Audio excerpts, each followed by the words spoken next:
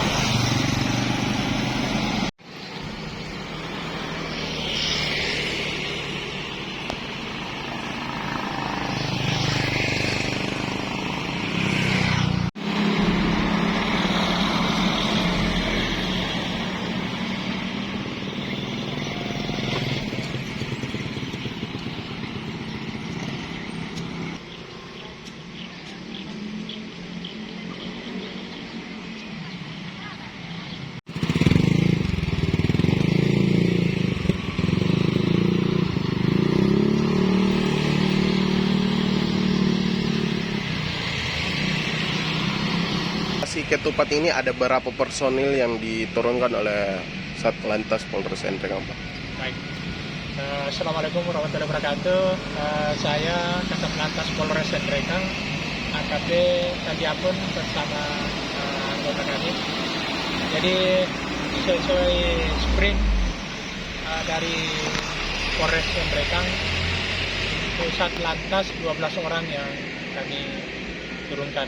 Namun untuk keseluruhan tetap untuk membackup. Oke, Pak, kira-kira ada berapa pos pengamanan atau pos ketupat yang disiagakan pada mudik kali ini, Pak? Ya, tadi sesuai petunjuk atensi pimpinan dari pusat untuk pos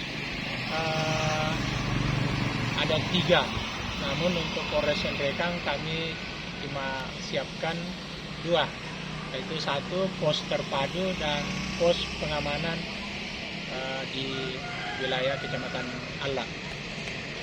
Kira-kira Pak, himbauan kepada pemudik yang melintas di wilayah Kabupaten Nrekang ini kira-kira seperti apa, Pak? Kira-kira. Baik, jadi kami himbau kepada seluruh masyarakat, khususnya masyarakat Nrekang atau yang melintas di wilayah Nrekang, kami himbau untuk mengendara pada saat mengendarai kendaraan baik roda 4 dan roda 2 lebih hati-hati karena cuaca juga di Nrekang sini tidak memungkinkan atau tidak menentu dan juga jalannya sangat rawan, masih banyak yang rawan longsor dan tikungan banyak. Dari kami himbau untuk hati-hati dan pada saat mudik perhatikan surat-surat kendaraan, kelengkapan, dan apabila mengantuk kami sudah siapkan untuk pos terpadu atau pos PAM untuk istirahat, jangan dipaksakan tetap mengendarai kendaraan.